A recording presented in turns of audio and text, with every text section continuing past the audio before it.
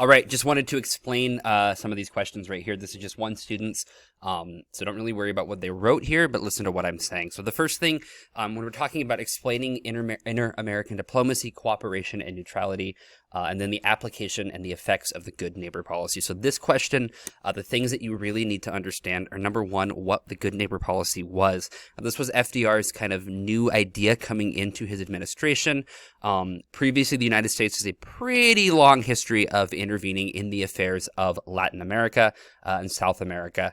And this is kind of his way of saying, we're going to be good neighbors now. We're not going to interfere with you.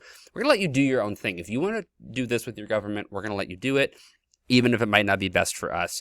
Now, there is some debate on whether or not the United States was doing this because it was what's best for these countries, or if it's just simply a matter of the United States was in the middle of the Great Depression, didn't have the ability or the resources to actually intervene. Therefore, they'll just say they're not going to do this, and then look good in the meantime. So whether or not the reasoning of it, it's kind of debated by historians up until today, but it is important to understand that the U.S. really was changing their policies, trying to kind of form this cooperation between the United States and every country in the Americas as a result of this, particularly in Central and South America. Now, as a result of this, the diplomacy between these countries is going to dramatically increase. That's going to be a little bit different with Argentina and Chile, primarily because their countries tended to be more fascist-leaning. FDR, President of the United States at this time, was very anti-fascist, as we all know. So that's going to cause a little bit of tensions, but not to an extreme level. Again, both those countries would ultimately join World War II against the Germans. So even though they had some fascist ideology and were a little bit more hesitant, that is not necessarily going to keep them on the side of the Germans. This cooperation, their neutrality. Again, right when World War II first starts out, the only country in the Americas that joins right away is going to be Canada, largely as a member of the Commonwealth. Okay, so the fact that they are British sort of is going to bring them into the conflict. The rest of the American countries really stayed out of the conflict until Pearl Harbor.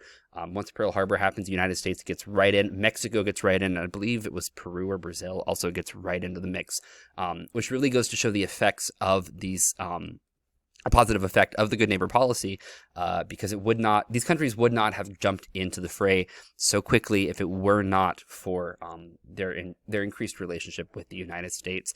Talking about U.S. and Canadian involvement in World War II, again, these two countries work together. Canada is going to be really facilitating shipping into Britain because Britain is going to be losing, especially after the fall of France, Britain's going to lose access to Europe for resources, so they cannot get anything from the European continent.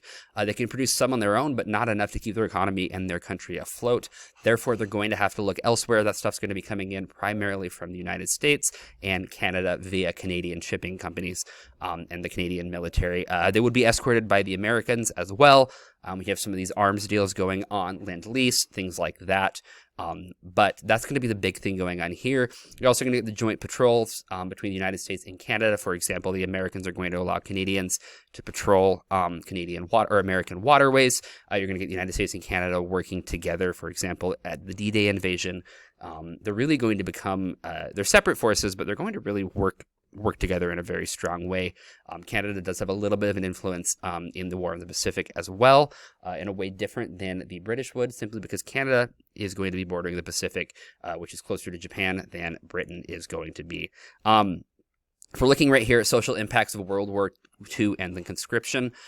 So we're looking right here. Conscription, again, is this policy, kind of the draft, where everyone has to sign up of a certain age, males at this time, and you can be drafted to go fight if your country needs you. A lot of people end up just volunteering, but conscription is going to play a role in here. Social impacts, we're looking here at women and minorities. Again, women, a large number of women end up going to enter the workforce in factories and munitions, largely because the men who used to work in those factories are going to be off fighting in the war. Other women are going to step up to the plate and do things like daycare systems, working those kind of things, making sure that kids are taken care of. So you'll have some women who will decide to stay home and basically babysit the other kids of women who are going off to work, because those kids have to be taken care of somehow. Minorities, okay, you're going to see a large number of Native Americans going in and fighting in the war. Proportionately by race, Native Americans actually signed up at the highest rate, and I believe that's still the case today when it comes to military service. You're going to have African Americans who are going to be fighting in the war in segregated units for the most part, like the Tuskegee Airmen, for example. With Native Americans, we're going to have the Navajo Code Talkers, which is, again, something we talked about, that speaking that code that was never actually broken, incredibly effective code. I got a video on that. We can look at Hispanic individuals working. We talk about like the Zoot riots in LA. With the Mexicans coming up to work into the United States, Mexico sending a large number of workers to the United States to work in the industries that are needed for the war effort, causing some tension in Mexico because Mexico's not really making any of the economic benefit there, but the United States sure is. And then Asian Americans as well. Asian Americans, some would fight in the war effort, however, not a lot, simply due to racist policies, particularly in the United States. But we have like the internment camps, which we'll talk about in just a second, in the United States, in Latin America, and then in Canada as well. Japanese Americans, Japanese Canadians, Japanese Latin Americans, as I was just talking about, the United States and Canada and Latin America have this fear that anyone who is a Japanese ancestor, either first, second, or third generation, is going to be sympathetic towards Japan. Therefore, they're going to be opposed to the United States and probably be fighting with the Japanese in the war effort. This is based somewhat in a very, very slight manner. There was one instance of a ring in Japan of Japanese American immigrants who were sympathetic towards the Empire of Japan and did want to set up a bit of a spy ring. However, the vast majority of these individuals were simply people of Japanese descent living in the United States. They're going to be interred at different internment camps. The same thing's going to be happening in Canada. The same thing will be happening in Central and South America. Basically, we don't trust you because you're Japanese. We're going to put you in a prison and keep you here throughout the war. Large amount of racism.